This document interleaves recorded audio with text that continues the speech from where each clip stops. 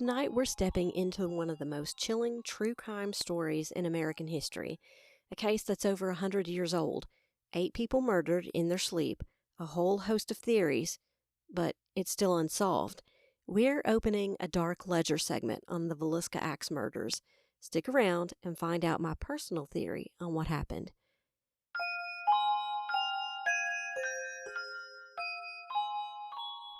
Hey there, I'm May, and welcome to the Dark Folio. Think of this as your creepy little coffee break. We're talking folklore, hauntings, true crime, all the delicious dark stories that make you lean in and listen a little closer. 15 to 20 minutes of the strange, the unexplained, and the absolutely fascinating. So grab your favorite mug, get comfortable, and let's dive in the darkness together.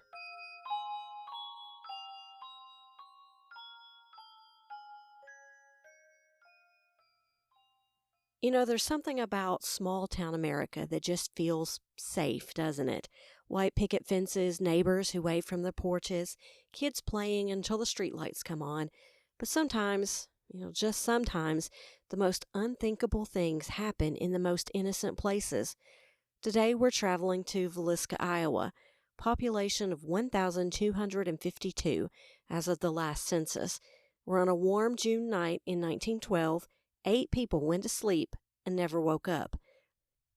This is the story of the Villisca Axe Murders, one of America's most enduring, unsolved mysteries.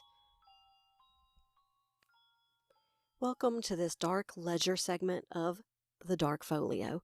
Picture this, it's June 9th, 1912, and Josiah Moore, a well-respected businessman, his wife Sarah, and their 4 children, Herman 11, Catherine 10, Boyd 7, and Paul 5 are settling in for the night. They've got house guests too, 2 young sisters, Ina and Lena Stillinger, ages 8 and 12. They're friends of Catherine, who'd been invited to stay after attending a church program that evening. The Moores lived at 508 East 2nd Street, in what was considered one of the nicer homes in town, and more importantly, it was right in town, not some isolated farmhouse on the outskirts of town. After the church program ended at 9:30 that night, the family and the Stillinger girls walked home together, arriving between 9:45 and 10 o'clock. In a small town like Villisca, that's a pretty public journey. Someone could have easily seen them, followed them, or have been watching. Josiah sold farm equipment and was known to be a fair man, and the family was active in their Presbyterian church. His wife even helped organize the children's church program that they had attended that night. Now, here's where it gets interesting, and I mean that in the most unsettling way possible. The next morning, Mary Peckham, a neighbor, noticed something odd. The Moore family consisted of early risers. They always had been, but it was well past 7 a.m., and the house was still dark. No movement, no sounds of the family getting ready for their day. Mary tried calling out, knocked on the door, nothing. So she did what any concerned neighbor would do, and she called Josiah's brother, Ross Moore. Ross had a spare key, and when he unlocked the front door and stepped inside, well, what he found will haunt Villisca forever. All 8 people, the entire Moore family, and both Stillinger girls, had been brutally murdered with an axe while they slept. But here's the first mystery. The door was locked from the inside. So how exactly did the killer get out? And how did someone maneuver through a compact, creaking 2-story house without waking anyone until it was too late? And here's what makes the case so particularly chilling. Someone had spent considerable time in that house after the murders. The killer had covered all of the mirrors in the house with clothing, every single one. The windows were draped with fabric, blocking out any light. It was like whoever did this wanted to create their own little world of darkness. And even more weird, they'd even placed a slab of bacon on the floor next to the axe, and to this day, nobody knows why. The murder weapon? It was Josiah's own axe, found in the guest room where the Stillinger girls had been staying. The killer had taken it from the Moore shed, used it, and then just left it there. Now, I've got to pause here because what happened next is almost as disturbing as the murders themselves. Word spread through Villisca like wildfire, and instead of preserving the crime scene, hundreds of townspeople trampled through that house. Curious neighbors, reporters, even souvenir hunters. And I won't say what they took, but Google it if you must know, because it's gruesome and I'm trying to be respectful and somewhat family friendly here. Anyway, all of those townspeople, they contaminated what should have been very crucial evidence. But this was 1912, remember, long before we understood proper crime scene investigation. The Iowa Division of Criminal Investigation took over and they interviewed 13 potential witnesses and suspects. 13! That's practically 1% of the entire town's population. They had suspects, several possible serial killers, actually. And there was Reverend George Kelly, a traveling minister, who'd been in town that night before giving a sermon. I believe at the church the Moores attended. But get this, Kelly was also known as a peeping Tom and was said to have asked young women and girls to, quote, pose for him, if you get my drift. He also had left town just hours before the bodies were discovered, and here's the kicker. He actually confessed to the murders in court, and nobody believed him. Well, more on that in a bit. And then there was William Blackie Mansfield. Mansfield was a suspected serial killer, believed responsible for murdering his own wife, infant child, and in-laws 2 years after the Villisca Axe Murders. But here's the chilling connection. Just 4 days before Villisca, similar axe murders happened in Kansas. 4 days. Detective James Newton Wilkerson became convinced that someone named Frank Jones, an Iowa state senator, had hired Mansfield to execute the Moore family. So think about it. A powerful senator with serious grudges hiring a killer who specializes in exactly this type of crime. It's almost too perfect, right? Well, Wilkerson was so convinced that he got a grand jury to investigate Mansfield in 1916. But then Mansfield produced an alibi and later successfully sued the detective for $2,225. Now that's about $65,000 in today's money. And let's come back to Frank Jones. Frank Jones wasn't just any businessman. Like I said, he was an Iowa state senator. Josiah had worked for Jones for years before striking out on his own. And when he did, he allegedly took a lucrative John Deere contract with him. Well, that's serious money we're talking about. But here's where it gets really messy. Rumors persisted that Josiah was actually having an affair with Jones's daughter. Now, if you're a powerful politician who's lost both money and potentially family honor to your former employee, that's motive with a capital M. But would someone really commit such an elaborate, ritualistic murder? Or would they hire someone else to do it? But wait, there's more. In May of 1913, a federal investigator made a stunning announcement that he'd not only solved the Villisca murders, but 22 other axe murders across the country as well. His suspect? Henry Lee Moore.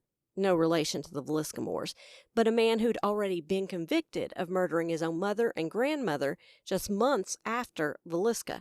Henry served 36 years of a life sentence and was paroled in 1949. Despite this federal investigator's confidence, Henry Lee Moore was never actually charged with the Villisca killings or any of those other 22 murders. And that makes me wonder what evidence they really had, right?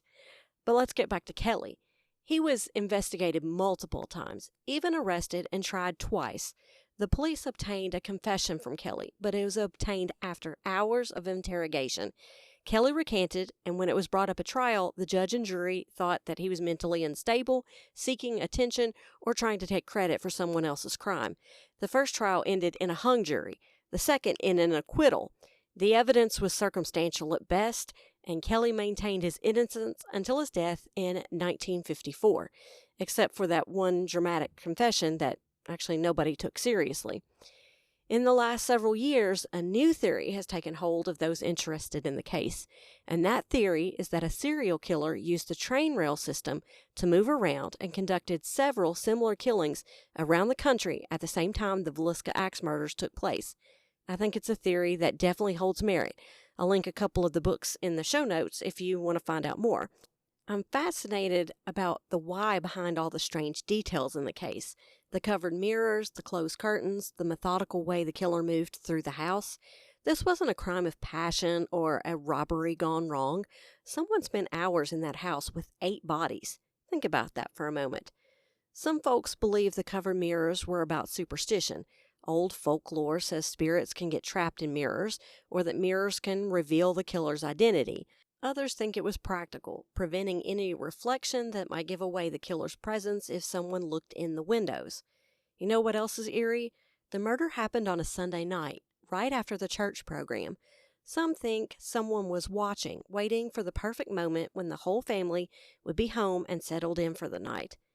The case went cold, officially, but it never really died. Over the decades, investigators, amateur sleuths, and even psychics have tried to solve the Villisca murders. The house itself has been something of a dark tourist destination. You can actually book overnight stays there now. The current owners have restored it to look much like it did in 1912, and they offer tours and paranormal investigations. Speaking of paranormal, because this is the Dark Folio, after all, guests and investigators report all sorts of unusual activity in that house. Footsteps upstairs, children's voices, the sound of doors opening and closing. Whether you believe in ghosts or not, there's something undeniably heavy about that place. I watch a lot of shows like Mindhunter and Criminal Minds, and they explore how we understand criminal psychology. What would modern forensic science tell us about Villisca? DNA evidence, psychological profiling, digital reconstruction of the crime scene. Would we finally have answers? But, maybe that's not the point. Maybe some mysteries are meant to stay mysterious, to remind us that even in our safe little communities, there are shadows we can't quite see into. My working theory is one less talked about, one I had to research to see if anyone else had the same idea. And I found out I'm not the only one who wonders if the neighbor Stillinger girls might have been the actual targets. It's a dark theory, but the girls were the last to be murdered, and both of the Stillinger girls' bodies had been moved after they died, and their positioning was, disturbing. Without going into graphic detail, the way they were arranged suggested something beyond just murder. None of the other bodies were moved, and even some were covered, suggesting shame or remorse, but not the neighbor girls. If this theory is true, then the entire Moore family was killed to cover up an attack on two innocent children. That's a level of evil that's almost incomprehensible. And here's where I'm going to go out on a limb and still tie everything together. So just stay with me here, okay? I know it may sound far-fetched, but there have also been reports that there was an extra bed made up, yet no one else is believed to have been invited to sleep over that night. Could it be that the church-loving family invited the traveling Kelly, who happened to be at their church that very night, to stay with them? And maybe he committed the murders before leaving town. Maybe by train? Now, I know that's a whole lot of what-ifs, but it's the way my mind works. The case has inspired several documentaries and films over the years. Villisca Living with a Mystery from 2004 is a highly rated documentary that tells the story of the murders. And then there's a 2016 horror film called The Axe Murders of Villisca that's available on various streaming platforms.